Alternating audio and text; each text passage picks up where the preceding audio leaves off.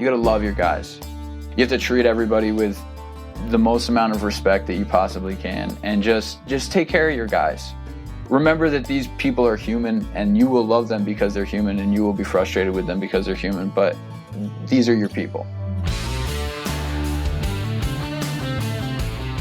Welcome to the Fine Homebuilding Pro Talk podcast, our regular discussion with building industry professionals. This is Fine Homebuilding contributor and production manager at TDS Custom Construction, Ian Schwandt. Today I am joined by my good friend Luke DiBlasi of DiBlasi Painting in Millbrook, New York. You can find the Fine Homebuilding Pro Talk podcast and the original Fine Homebuilding podcast at finehomebuilding.com/podcast. You can leave feedback and ask questions there too. Luke, it's great to see you and have you on the show. Ian, Happy New Year, man. It's good to be here. Thanks for having me. So you run a true family business. You want to walk us through all of your family that works for you and what it's like to have all of you working together?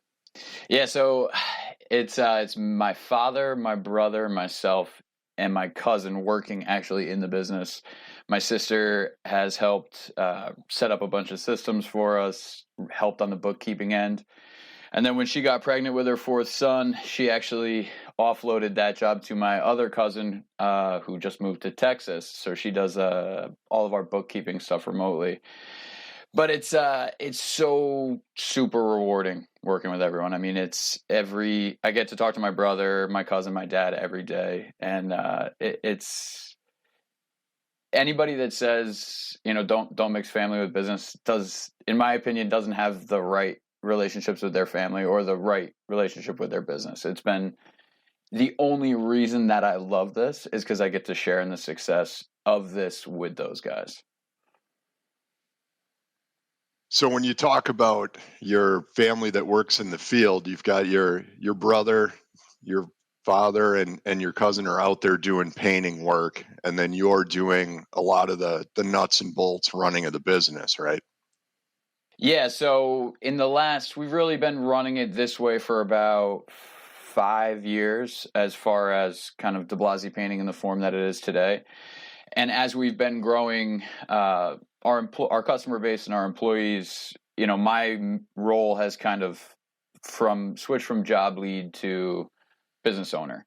And kind of each step of the way, I've been slowly stepping my way back from swinging a paintbrush to, holding a cell phone and typing on the computer. So Dad and Jake, my brother, do the vast majority of the project leads, all of our big projects they take care of. And my cousin, Leanna, who had no painting experience 2.5 years, well, really 2 years ago, is now just a fantastic painter. Just really grabbed onto it quickly. But it's fun when we do family dinner and stuff like that. We try to keep it to a minimum and make sure everybody is paying attention to mom, and the kids, as opposed to talking about what paint colors we need for the job the next day. So what types of projects do you guys specialize in? You're not the kind of paint company that just does any kind of paint job, right? Yeah, so we're extraordinarily fortunate kind of with our history and where we're located. My dad's been painting for 30 plus years. The Millbrook area is where we all kind of live and work. It's about an hour and a half north of New York City, so there's a lot of weekend old-time money that comes up from New York, and there's a big interior design culture there as well.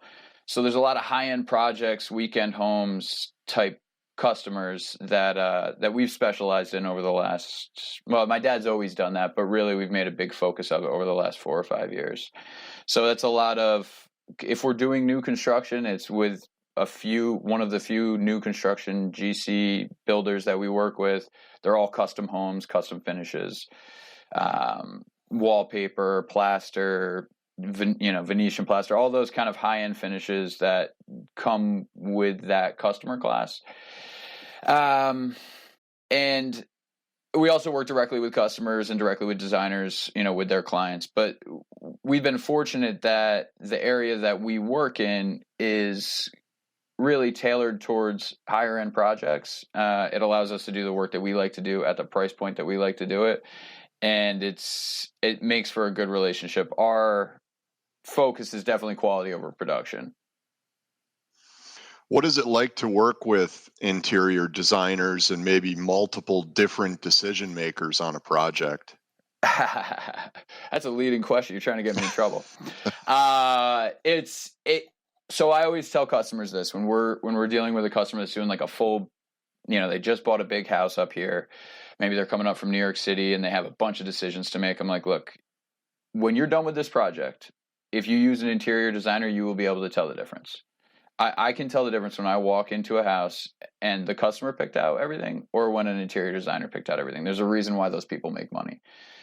So that's the front edge of the conversation. Then it's also going to be much more expensive. And then really a good interior designer makes a project easier and a bad interior designer makes it more complicated. And really that's just having an understanding of the decision-making process that needs to be completed as the project's going. We can kind of tell when we start working with guys or with interior designers in general, who's really done this a lot and then who just kind of flips through magazines and likes to pick out fabrics. Like there's a difference between those two people. A good interior designer is like a mini GC almost, where we're not ripping apart walls and trying to figure out where the weight is going to bear on the house and stuff. That's construction talk, but they are organizing the information in a way for us as painters that they know is important and making the job flow actually go smoother. So it's a flip of the coin. A lot of the times too, we'll work with, once we start realizing what's going on, we start kind of either stepping in a little more if needed to kind of help the designer make some good choices, or stepping back if they really have a handle on it. And then the last portion of it is really the big one ends up being product selection from a painter's perspective. So you start dealing with a lot of things like Faro and Ball and Fine Paints of Europe and those types of products that sometimes that's a great selection and sometimes it would be wise to go in another direction, and they don't have that hands-on field experience to really know what's the best option for the customer. And that's where we can kind of step in, start hand-holding a little bit and make the process go a little bit smoother. Especially when you're doing a whole house remodel with maybe some addition work for one of the GCs that you work for, and you're repainting existing trim and just really changing the overall look to the house. You get into where, like you said, maybe a product like Faro and Ball, it's got the right color, but it may not be right for casework and doors or something like that, right? Yeah, exactly. So Faro and Ball is a great example. The color selection is fantastic, and they have a awesome advertising and marketing department. Their paint is a pain in the butt to work with, and it's difficult to touch up, and even their trim paints don't necessarily have the hardness to qualify as what we would consider an enamel, which would be, easier to clean and better for, like you said, casings and stuff like that. So that's a really good example of where we would say, hey, this is going to be 50% more labor cost, 50% more material cost if we go with Faro and Ball, and I think it's going to be an inferior product at the end of the project. So let's step it to a different product, a Sherwin-Williams product, a Benjamin Moore product that we like to work with. We'll color match it. We'll make sure everything's good before we move forward. And, it's going to be cheaper and it's going to look better when we're done with it. And it's going to hold up longer. So that's a really good example. Another one is, and this is more of an architect thing than an interior designer, but a lot of their scopes, like their paint specs, they made these once 15 years ago, and it's like, all right, walls are eggshell, ceiling's flat, trim is semi-gloss, and I see that finish in a house and makes me want to throw up. Like it's just not. The paint has gotten better. There's no reason to do that to somebody's nice trim work or to somebody's nice taping work on the walls. We don't need to go with these shinier products or whatever the selection is, but for example, our scope that I always recommend is matte on the walls, satin on the trim, because the products are better and you can clean them easier now and it just looks better. But somebody made a scope and they've just been copy and pasting that scope for the last 10 years. And if you have a painter that doesn't really care, they're just going to go down to the paint store. They're going to go buy their semi-gloss wall paint. It's going to get slapped on all the doors. They're going to get out of there. They're going to get paid. And then in 3 years, when somebody's trying to turn a doorknob, it's going to start gumming up on them. And it's no good. So that's, it's important to actually stand up for yourself as a painter and say, hey, look, I have the industry knowledge here. I understand that what you're trying to do for the customer. I understand that you think that this is the best option. Can we have a conversation about this and see if we can come up with a better solution? And with that, the big thing on that, and I've learned a lot of this from my dad, which is like, when we were kids, if we screwed up, he didn't make a scene in front of everybody. He would kind of wait for things to settle. He'd pull us to the side and he'd say, hey, look, you can't do that, And so when we're dealing in business like this, there's a lot of egos. There's a lot of, there's just especially egos. on the big projects. Exactly. You're doing a massive, $10 million house for somebody where the interior package might be a couple $100,000. Yeah, that's ego city. Yeah, and then if you go to that person's, if you're in a group setting, if you're having a meeting with the architect, the GC, the designer, and the homeowner, and you say, well, this paint spec's bad, you're going to put everybody back on their heels a little bit, as opposed to if you privately go up to the designer and say, hey, I'd like to show you a couple options that we have for this is why I think we should go in a different direction with it. You're going to have a much better chance of getting that to work, One of the things that I learned from working with your dad was that the good paint work is all about the prep that you guys do in the early stages. It's not so much about putting the coating on. So talk us through your standard setup. You're doing an interior or an exterior project. What are the steps that DiBlasi Painting takes to make sure everything's prepped right? Yeah, so my dad is psychotic is a bad word, but it's probably close to accurate when it comes to prep work. But he also loves it. And so when I first started working with him, it was like, here's a piece of 320 sandpaper. I'll see you in 4 hours kind of thing, and it really was like, if your fingers weren't bleeding, you probably weren't trying hard enough. That was when we first got started. Today, there's really three main things for prep work that is important to our company, at least we'll say for interior prep work.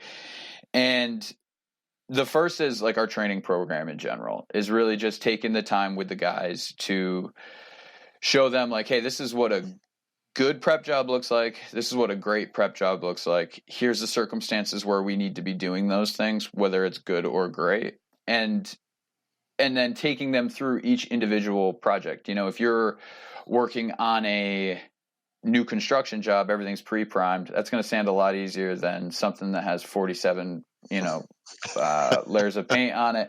Half of it's lead, half of it's oil, and then the latex is not sticking to anything. And so taking the time to individualize that project plan for each situation, it changes from room to room often in these old houses where we'll go to one room, and it'll take me 4 hours to prep out the trim. We go to the next room. It's like, we're going to be here for days. It's just, whether whoever painted it over time. So step one really is just like a legitimate training process for the guys. There's 13 of us running around now. So as we bring people on, we try to bring on little cohorts at a time, 2 or 3 guys, and kind of 1 or 2 generally make it out of each cohort. And, diving in with them on what prep work looks like, because that's what the first kind of 6 months of their experience at DiBlasi Painting is going to be. Step 2 for us is making sure that we have the right equipment. So day 1, when we bring guys on board, they get a little go bag, which it has a variety of different prepping tools in it, and little pieces of sandpaper and sanding blocks and putty knives and scrapers and all this stuff. And this isn't directly related with paint, but I like doing that because it gives people kind of ownership, and they have a little tool bag to carry around. And a lot of people that we hire have no experience coming into it at all. It's kind of what we prefer it that way. So it's like you get people to buy in a little bit. And then when they hit when they go from the helper to like painter one, essentially, we'll say, if you wanted to put a little job ladder on it and name things, they get a Fez tool sander, a rectangular Fez tool sander, and a Fez tool vacuum. And they keep that with them. They bring that job to job. I actually do you remember selling me your rectangular Fez tool sander? I do. I think it was a long time ago. It definitely is shot now. I brought it to the guy that repairs it, and he was like, just buy a new one, dude. This thing is a fossil. And I remember, actually, I was talking to my dad when he wanted me to buy that off of you, and he's like, look, Ian has this sander. It's like $150, And at the time, I'm like, man, I think I was making $25 an hour. I'm like, man, I gotta work 6 hours for this just so I could sand more. What are we talking about? And now, like, the company, we probably have a total of like 20 Fez tool sanders running around the place. But yeah, it's funny how things move along like that. But anyway, the guys get they get the Fez tool sander. They get and they get the little box that comes with it and a bunch of different sandpaper, and they get the vacuum. And that's important because it allows you to, once you have an understanding of how to hand sand things to a level, it expedites that process. It keeps it cleaner. And again, it's another step of ownership for the guys as they move up in the company. Now they know how expensive it is. They know that that's a $600 vacuum. They know that that's a $350 sander with the sandpaper and stuff that they have with it. Like, I just handed you $1,000 worth of equipment, Yep. And so there's a level of trust that comes and ownership that elevates there to the guys. And then, so the proper equipment, making sure that everybody has what they need. That's kind of step number 2 for us on prep work. And the last one's lighting. So we just invested in a bunch of those Fez Tool Duo lights, which are those big, they look like a spaceship a little bit. But they're also incredibly overpriced, but they work very well. So we got a bunch of those, and then we have everybody gets a headlamp in that little go bag when they first join the company. We like Phoenix, Fenix has it's like a tactical light company. They sell like scopes, like lights for guns and stuff like that, but they also sell a variety of different headlamps. And this one's rechargeable. I think you can pump has a max of like 1,000 lumens, but you don't need that. But you can pump 400 lumens for 10 hours, which is perfect for a work day. You recharge it every night, and you're going to see a ton of little things that you didn't notice. You're going to see that the last painter came through and kind of crossed over the brush strokes in the wrong direction. You really need to spend a little more time in that corner if you want it to look perfect. And any paint job looks good in the dark. So you start shining really bright lights on stuff, and then you realize what you actually need to do to make this thing look good. I remember when your dad and I were sharing shop space, and I think I did a lacquer job on a table or something that I thought turned out just primo, and he hit it with the headlamp and was like, "Nah, you need to sand a little bit more here, and you didn't get good adhesion between coats on the edges of the table. You should really buff that out." Like, yep. What are you doing to me? Yeah, again, it looks great in the dark, right? He's just got an eye for stuff too. It's funny when people first start working for us, you can see their shoulder, and he's amazing to work for. He's so fun and energetic and just like, and good. I always tell people he's like a mix between Picasso and MacGyver. Because he's just like artistic, but he's also taking apart tools, breaking them, and then figuring out ways to use them in a way they're not supposed to be used. But the guys will literally, as he walks around a room and starts kind of looking around at their work, I see their shoulders go up. Like they're like waiting for like what is he gonna pick out that I did wrong? But yeah, he's tough, man. But the light is everything, and he's got all the guys have those ones I was talking about. They're like $70, but he's got this like $350, you could tan the person next door with this headlamp, and he lights up whole rooms with it. And he'll show customers when we go into, he doesn't do estimates with me anymore, but when we would originally go in, they would be like, I just think we need to paint the walls, not a ton of prep work. And he would take his headlamp and he would shine it down the wall, and you would just see nail pops just poof, all over the place. And, but which is actually a great tool for kind of setting expectations for the amount of prep work that's going to be needed. But yeah, lighting's everything when it comes to prep work. So that's kind of our 3 phases on interior prep work. That's super important. And that prep work is super important when you're using those expensive paint products that, you know, many of your projects require you to use. So how do some of those products differ from like what you just go and buy from the hardware store, Sherwin-Williams, Benjamin Moore, uh, brands like that? Yeah, so the biggest thing on those products, mainly for us, that is Malaysia, fine paints of Europe, and occasionally Ferro and Ball. I really try to steer people away from it, just from the Ferro and Ball, just from the difficulty of use and the difficulty to touch it up. But for the Ferro and Ball and the Malaysia, they're more finicky, the products in general. So I always tell customers, I'm going to say, well, it's going to cost you about 50% more in material itself, and it's going to cost you about 50% more in labor for us to work with these products. The upside of those things is look and durability. So the 2K polys, which is what we use with Malaysia, and we use that on a lot of kitchen cabinet projects. They add a lot of labor in between coats because there's a lot of sanding. There's mixing. There's so there's more steps to the process. It goes from it becomes more scientific, really. At the end of the day, you can't wing it as much, and you really have to have a process. And you need to follow through on it. But painters are the worst for that, right? It's like, oh, we'll just caulk it, we'll move. Like that's that painter mindset. So when you switch from being like, hey, let's just slap some paint on the walls, which isn't really our mindset in general, but that type of thinking of production, of moving kind of quickly and easily forward to, here's our list, here's our checklist. We need to do every single one of these things. We need to measure the viscosity of this product before we move forward with it. So now we're talking about drip cups. Now we're talking about measuring. Can you believe that? Measuring how much water you're putting into stuff or paint thinner. And that's why we started painting, because we couldn't read a tape measure, right? That's like the whole concept of painters. So it's just a different process. A big one, with the fine paints of Europe and the Malaysia, is when people start going for the higher sheens, and really that ends up being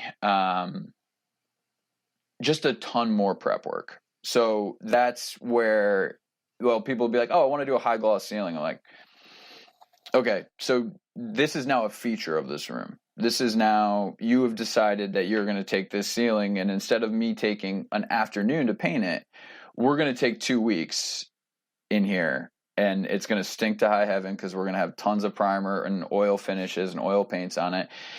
And the price could genuinely be like 50x on doing a high gloss finish on something versus doing, just a standard flat paint. So explaining those things, setting boundaries with customers and setting their expectations in the right spot to start, making sure that they have a good understanding of really what they're getting themselves into.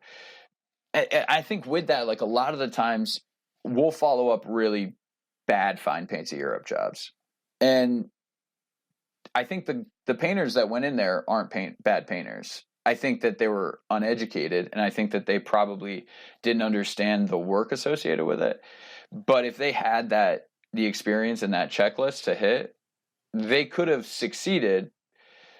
But on the other end of that, if you don't price that right, by day 3, you're losing your butt on it. So like, then guys start cutting day 3 corners. might be day 3 of 20 some odd days, right? Yes, exactly. And now you start doing the math, and you're like, I've made $6 an hour, and if I have to buy another gallon of this $165 paint, I will have, which doesn't even come in a gallon, by the way. It's a euro gallon, so whatever that means. It means not a gallon. Yeah, is what I remember it being from when I've had to buy it. They do liters or something like that. Yeah. But now guys are cutting corners. Customers are upset because it's taking longer than they thought, when really one conversation and a little bit of experience, you say on the front end, hey, this is a $15,000 ceiling. Are you sure you want to do this? And they're going to say, no, that's crazy. Let's just paint it. Or they say yes, and they're excited about it, and they know that process is a legitimate process, not just slapping some shiny paint on something. But there's also other products that you can use from other manufacturers that are going to get you 80 or 90% of that look, right? Yes, and that's something to talk to them about as well. I mean, so for example, with the high gloss, you're talking about the vast majority of the work there is prep work. It depends on, do you want to be able to see yourself in the wall or in the ceiling or in your door, or do you just like the concept of it being shiny? Two very different things. But yeah, I mean, so for example, the Fine Paints of Europe Holland Lac Brilliant is like the cream of the crop when it comes to high gloss paint finishes. Benmore makes a advanced high gloss paint that is about 5% less shiny than that. The depth of color isn't quite there where the Fine Paints of Europe goes. And if you're somebody that cares about that 5% and that depth of color, then paying that extra 30, 40, 50% is probably not a big issue for you.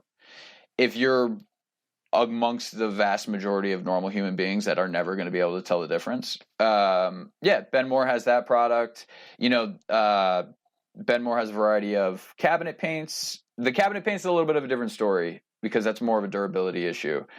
But Benmore and Sherwin-Williams both make reasonable cabinet paints. But I think that when you start stepping into that world, it goes from a question of look to a question of long-term durability. I think one thing people don't realize about the Northeast is the amount of Europeans and European influence that still exists in that area. Do you think that has anything to do with some of these coatings that have more depth of color because of the different products that they have a history of using on the other side of the Atlantic?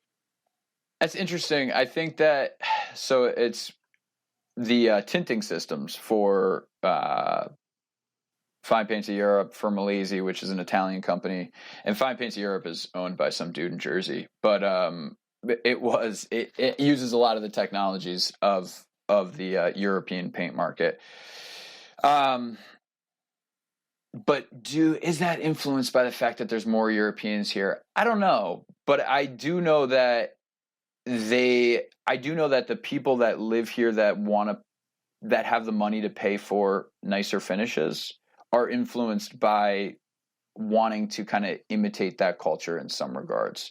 So you see, especially in our area, it's a lot of old farmhouses, and then people are kind of embracing the charm of it, but also want to spruce up parts, and you kind of see like a very French countryside type of vibe coming through. We have a mutual friend that does plaster finishes, Mike Mulvey, and Plaster Mike on Instagram. I told him I'd shout him out, but he's like, for example, what he does is really help to kind of recreate that French countryside feel, and that I see a lot of that in the work that we're doing.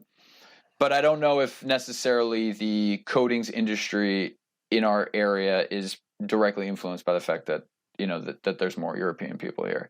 Also, 2K Polys and Malesi and a variety of those other European manufacturers are just becoming more popular in the paint industry. You talk to other high-end painters, everybody knows about all these products. You go down to the hardware store, it's a little bit more difficult to find them or find somebody that has the information on those. But when you start digging, I think you're going to start seeing a lot more 2K poly type solutions in the future. Or even the skills to mix them correctly when you're buying them at a point of sale, right? Yeah, well, everybody can paint, right? It's just paint. You just open the can. So it changes that. Right. It changes it from, this is a product that I'm going to sell to professionals, not a product that I'm going to sell to homeowners. And I think that many hardware stores, and because I have a lot of connections with like the sales reps and the buyers in our area, they're unwilling to like bring in the tinting machines, load up a whole new SKU, take a risk on 80 gallons of something, do all that extra work. And they're like, you just go to the guy behind the paint counter. It's like, hey, what do I use on cabinets? And there you go. You get your paints in front of you in 7 minutes, and we didn't have to have this conversation about mixing a 10% hardener into the 2K poly and letting it, only having a 2-hour pot life on it. I remember working on a pretty large, significant, high-profile remodeling project with you guys, and there's 3 different Benjamin Moore dealers in the Millbrook area, give or take. And I think it was you guys that figured out the reason that the paints weren't matching was they were being purchased at all three different Benjamin Moore dealers. So it was figuring out which one was the right one and then only buying from that place. Yeah, and it's problems like that you run into that, as a business owner, you're like, it's just like you end up repainting whole rooms. But yeah, it's having the patience to work with those things and to figure all that stuff out. And again, that's where it being a family business of like, maybe I start losing my mind over this, right? Maybe I'm just get to a point where I'm just like, all these paints, this wall is the wrong color. And my dad will kind of come up behind me and like put his hand on my shoulder and just be like, why don't you go to take care of the job over on Smith Street and let me figure this out? And that's kind of where our superpower as a company is really that we're all pulling in the same direction, as opposed to, sometimes I've seen it in other companies where, if the boss starts to get frustrated about something, then he starts taking it out on the guys. And then the guys are having a bad day because of that. And then they're caring less because they're getting yelled at for no good reason. So, that's what I always say. It's kind of like our cheat code is the fact that we have 3-4 of us just that are all in on this, and just, and that kind of spreads out throughout the company. So how did you move into the managerial role, and what's been the learning curve in picking up that business end stuff? And did you have a background in that before becoming a painter? Yes, not at all. So my running joke when customers find out that I went to college, I got an environmental science degree, and then I go, well, that's so I know where to dump the paint thinner so I don't get in trouble. And but you can recycle paint thinner, for the record. But yeah, no, so no business degree whatsoever. Financially pretty not illiterate, but just very little knowledge. I was always a smart kid growing up. I was pretty good at math, but like never took any interest in like just money in general. It just wasn't a part of who our family was growing up. We grew up kind of poor, and my dad, for the first 20 years of his painting career was kind of, paycheck to paycheck, just, we were just making it, just getting by. And so as I took over the managerial role, it was an interesting process. One of the job tracking ended up being the first thing that was super important to us, because we did a lot of time and material jobs because my dad had a lot of great relationships with people in the area. So tracking costs became important very early on. And I love my father with every ounce of my being. He is a terrible business person and a fantastic, fantastic painter. So I was sitting with him. We were at Millbrook Golf and Tennis Club, and we just did this beautiful project. And we were digging through his van looking for receipts to try to figure out how much we needed to charge these people and materials. And we figured it out, or we thought we figured it out, and we sent the invoice. And like 2 days later, I found like an extra charge for, I don't know, like $320 at Williams Lumber, which is a local paint distributor. And I realized in that moment, I'm like, I just worked a whole day for free because there was a Cheetos bag over the receipt in the van. So it was at that stage I was like, all right, if we're gonna do this, somebody has to do this. Somebody has to be this guy. And it ended up being me. My brother was still not fully in the business with us, and that's just not who my dad is. So I kind of called all the distributors, and like we got email receipts set up, and then I started building Excel spreadsheets to track our hours and our costs. And so then we were figuring out how profitable we were, and it just kind of grew from there. It was nights, weekends, mornings. And I don't recommend this to anybody, but from like 25 to 29, I was just psychotic, just 7 days a week, 5 hours of sleep was a full night. And just every minute that I wasn't working, I was at home doing something. I was putting an estimate together. I was bidding something out. You were really easy to get a hold of it at 4:45 in the morning. I got to say, during that time period of your life, it was a good time to call Luke. Yeah, it was. It was just, but it was what we needed to do. And you hear like startups talk about, that massive action stage of the company, right? That was that for us. and I needed to be the person in our family that was going to be able to, that had the opportunity and the skill set to do that. And it just really worked out that that's kind of the stage I went down. And as I just had, my son was born a few months ago. And like, as I've realized the value of my time, I've started to step back on what I can actually do and what my role is in the business. So today I really try to think about myself as a business owner. I'm not a bookkeeper. I'm a salesperson. I'm a business owner. So I'm not a job lead. Those were the two big ones for me, that stepping out of job lead and bookkeeper. So we hired out the bookkeeping to my sister, she has 4 children, but was running an office that probably did, $5-6 million in sales for an oil company every year before staying home with her kids. And then a variety of different friends and family members to help kind of add on and tack on to that. So we just started up a hour tracking app at the beginning of this year, and we're doing everything through that now, and job costing through that. So it's been a slow step out of the business, out of the day-to-day shenanigans that I felt like it was super important for me to be a part of, because at one point it was, and just been slowly walking back to like, all right, my job is big picture now. Like, make sure everything's cool. Make sure that everybody knows that you care and that you're going to take care of them, but start thinking bigger. Stop thinking so micro. Yeah, and develop the teams that you have. That's one of the things you have with the family business model, that you can develop teams really easily by using your brother and your dad and your cousin to start to do these things that used to fall on your shoulders, but shouldn't anymore. Yeah, exactly. And the other thing with that is like we have 2 other guys that have been with us for 5 years now, and they are like, one of them's like my brother's age, and the other guy's a little bit older than my dad.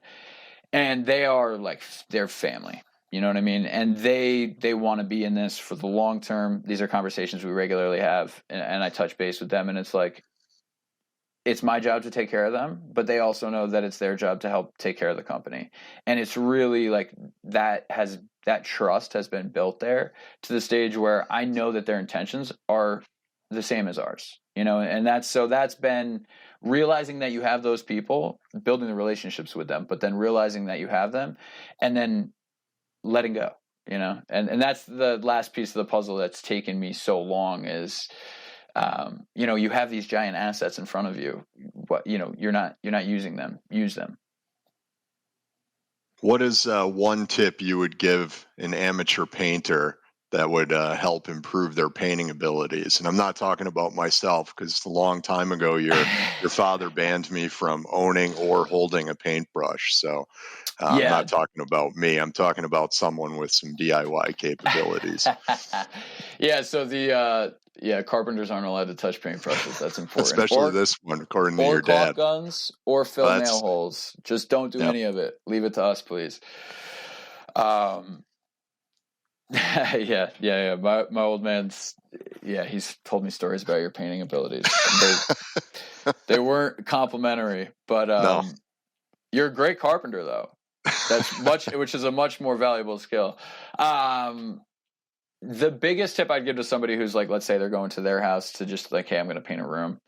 And if they're, just buy a good paintbrush. Don't buy a cheap paintbrush is the first thing. If you want to buy an $11 paintbrush, just buy a $22 paintbrush. And in the first 10 minutes of you using it, the cost of your production lost by using the cheaper paintbrush, you could have just bought the nicer paintbrush. That's the big one, is just that, and you have to use a cut can. So for somebody who has no idea what I'm talking about, it's like, I have a gallon of paint, right? And this is a full gallon of paint, and I can pop the lid off of it.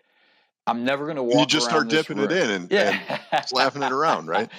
Exactly.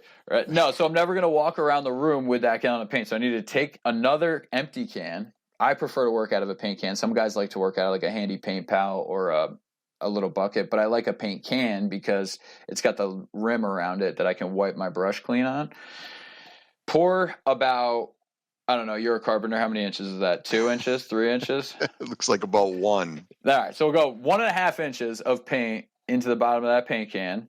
Not a lot, just enough for about half of your brush to get covered in paint, and work with that around the room. Okay. You don't, if there's like that little brass that goes around the bottom of your paintbrush, if there's paint on that at any point, you've done something horribly wrong. All right. So you're putting way too much paint on your paintbrush, all kinds of issues. I thought you dip it in until it's covering that. Yeah. Yeah.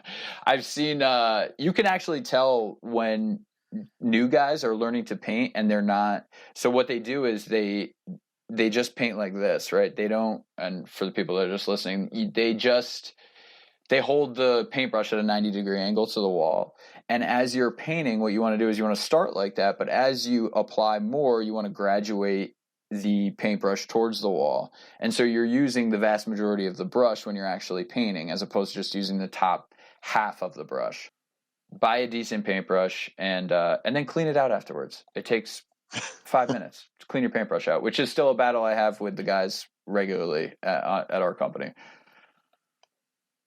When you and your wife got married, you bought not a rundown house, but you bought a project house, and then you embarked on a really ambitious project for a young guy running a business, just getting married. Tell us a little bit about that experience of renovating your house.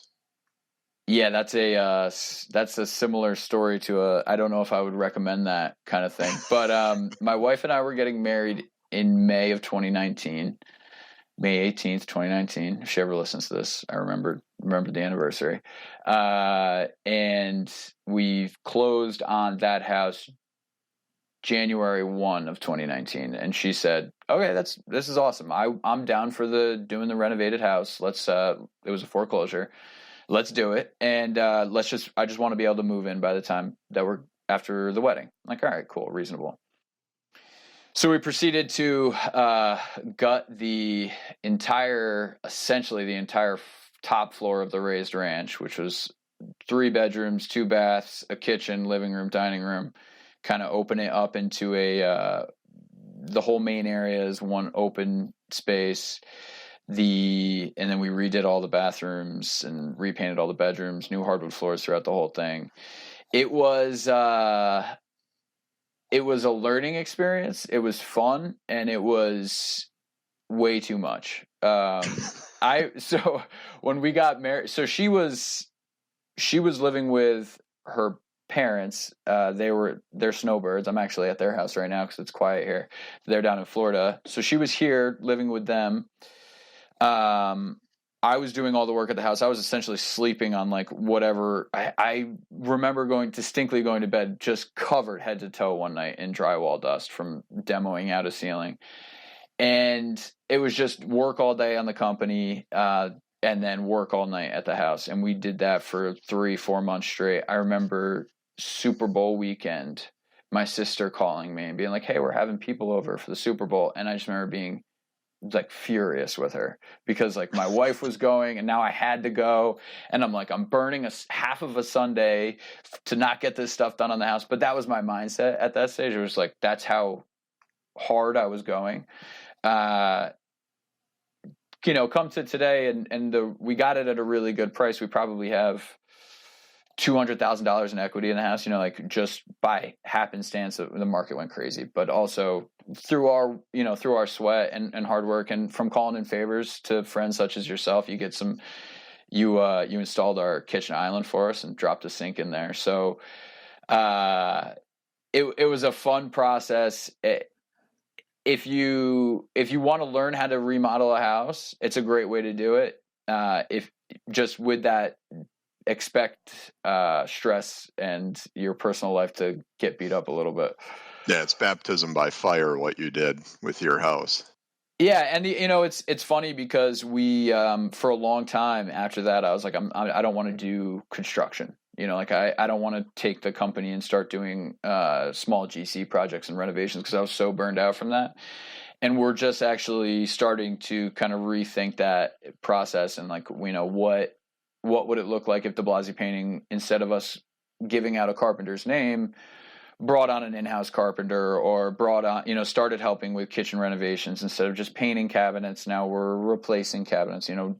Does that make sense for us, or do we want to stay in the niche that we've been successful in thus far? So that it's an interesting thought for 2023 that we've been playing with.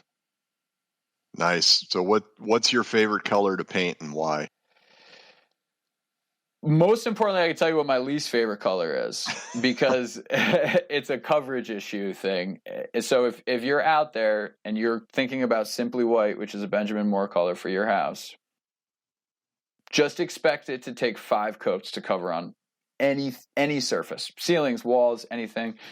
There's the interesting thing about that color is the color is so close already to the base color that it comes in, like the 1X base, which is like the white tinting base for Ben Moore, that they add almost no tint to it. And really the tint is a primary component of starting to develop opacity in the paint. So, you don't have that translucent look to it. And because there's almost none, it's like 2 drips of yellow in the can. It refuses to cover. So that wasn't your question. Simply white is my least favorite, though. My favorite, there's a few. I love Hague Blue. It's which is a Faro ball color. I've been talking smack on Faro ball, so give them some love.